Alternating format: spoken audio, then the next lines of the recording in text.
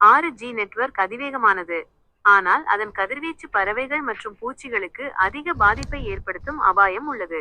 இது குறித்து விஞ்ஞானிகள் தொடர்ந்து ஆய்வு செய்து வருகின்றனர். கூகுள், எனக்கு ஒரு சின்னது ஒரு சந்தேகம், அது உன்னால தீர்க்க வைக்க முடியுமா? நிச்சயமாக. உங்கள் சந்தேகத்தை கேளுங்கள், என்னால் முடிந்தவரை தெளிவுபடுத்த முயற்சிக்கிறேன். ஓகே. இப்போ 6Gயோட வேகம் அதிவேகமாக இருக்கும், பட் அதோட எஃபெக்ட்ஸ் வந்து பறவைகளுக்கும் பூச்சிகளுக்கும் ரொம்ப பாதிப்பு வரும். ஆமாவா இல்லையா?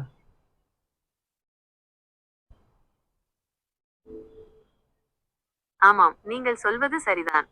6G நெட்வொர்க் அதிவேகமானது, ஆனால் அதன் கதிர்வீச்சு பறவைகள் மற்றும் பூச்சிகளுக்கு அதிக பாதிப்பை ஏற்படுத்தும் அபாயம் உள்ளது. இது குறித்து விஞ்ஞானிகள் தொடர்ந்து ஆய்வு செய்து வருகின்றனர். சரி, இப்போ அதிலிருந்து அந்த பறவைகள் பூச்சிகள் தப்பிக்கிறதுக்கு என்ன வழி?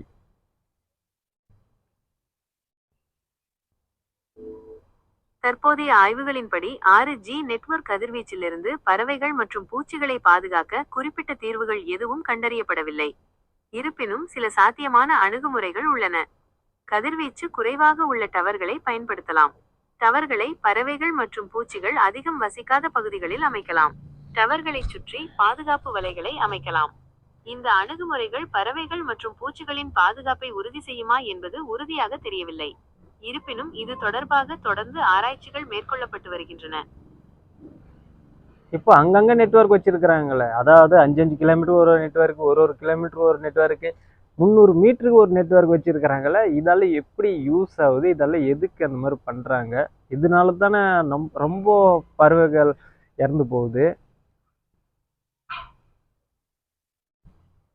நிச்சயமாக 5G நெட்வொர்க் டவர்கள் சிறிய பரப்பளவிற்குள் அதிக தரவுகளை அனுப்பும் திறன் கொண்டவை. எனவே நகரங்களில் நெருக்கமான இடங்களில் டவர்களை அமைப்பது அவசியமாகிறது. ஆனால் இது பறவைகளுக்கு பாதிப்பை ஏற்படுத்தும் என்பது உண்மைதான். சரி, அது எப்படி சரி பண்றது? அதுக்கான விளக்கத்துக்கு தான் நான் உங்க கூட பேசிட்டு இருக்கிறேன். அதாவது அதை எப்படி நம்ம சரி பண்ண முடியும்?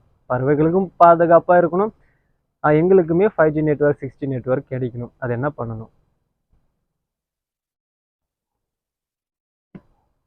நீங்கள் சொல்வது புரிகிறது.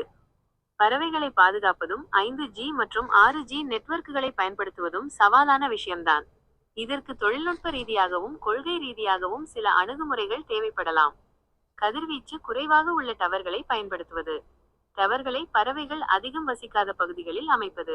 டவர்களைச் சுற்றி பாதுகாப்பு வலைகளை அமைப்பது. பறவைகளின் வாழ்விடங்களை பாதுகாக்கும் கொள்கைகளை வகுப்பது.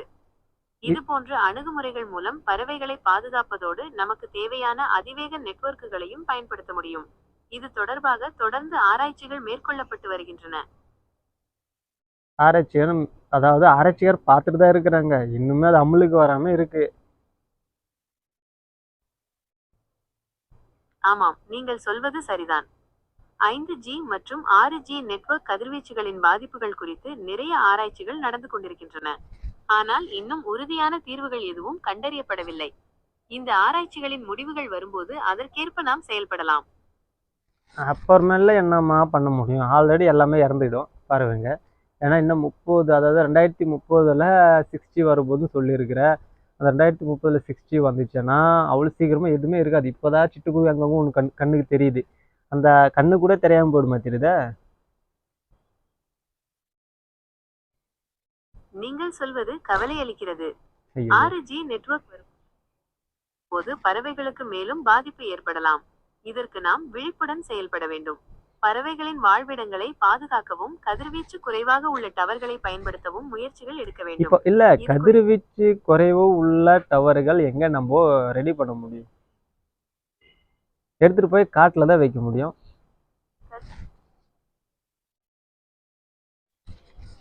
காடுகளில் டவர்களை அமைப்பது ஒரு தீர்வாக இருக்காது. ஏனெனில் காடுகளிலும் பறவைகள் மற்றும் விலங்குகள் வசிக்கின்றன. எனவே டவர்களை அமைப்பதற்கு முன் அந்த இடத்தின் சுற்றுச்சூழல் பாதிப்புகளை கவனமாக ஆராய வேண்டும். புரியல எனக்கு. நான் இப்போ அதை தான் சொன்னேன். இப்போ என்னை சுற்றியும் நிறைய பறவைகள் இருக்கு, கிளிகள் கத்துது, நாய்கள் இருக்கு, எல்லாமே இருக்கு. அப்புறம் இது சரியில்லைன்றீங்களே இடம்? ஆமாம், நீங்கள் சொல்வது சரிதான். பறவைகள் மற்றும் விலங்குகள் இல்லாத இடங்கள் என்று குறிப்பிட்டு சொல்வது கடினம். எனவே டவர்களை அமைப்பதற்கு முன் அந்த இடத்தின் சுற்றுச்சூழல் பாதிப்புகளை கவனமாக ஆராய வேண்டும். இது தொடர்பாக சுற்றுச்சூழல் ஆர்வலர்கள் மற்றும் நிபுணர்களுடன் கலந்துரையாடி சிறந்த தீர்வுகளை கண்டறியலாம். அவ்வளோதானா? ஆம், பறவைகளின் பாதுகாப்பு மற்றும் 6G நெட்வொர்க் பயன்பாடு குறித்து உங்களுக்கு வேறு ஏதேனும் கேள்விகள் உள்ளனவா? கேள்வி இருந்தால் நான் கேட்குறேன். இப்பொழுது இதுதான் கேள்வி. சரி, அதாவது நான் உங்க கூட பேசுனது யூடியூப்ல அப்லோட் பண்ணலாமா? இப்போதைக்கு நான் உங்களுடன் பேசிய உரையாடலை யூடியூபில் பதிவேற்ற முடியாது. இது போன்ற அம்சங்கள் எதிர்காலத்தில் கிடைக்கக்கூடும். நான் அப்லோட் பண்ண முடியும். ஏன்னா நான் ரெக்கார்டிங் பண்ணிருக்கிறேன். அதனால உன்னை கேட்குறேன். ஏன்னா பர்மிஷன் வாங்கணும்ல. அப்புறமேல நீ என்ன கேஸ் போட்டியானா?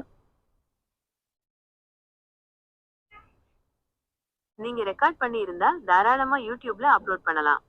ஆனா அதுல என்னோட வாய்ஸ் மற்றும் பதில்கள் மட்டும்தான் இருக்கும். என்னோட தனிப்பட்ட தகவல்கள் எதுவும் இருக்காது.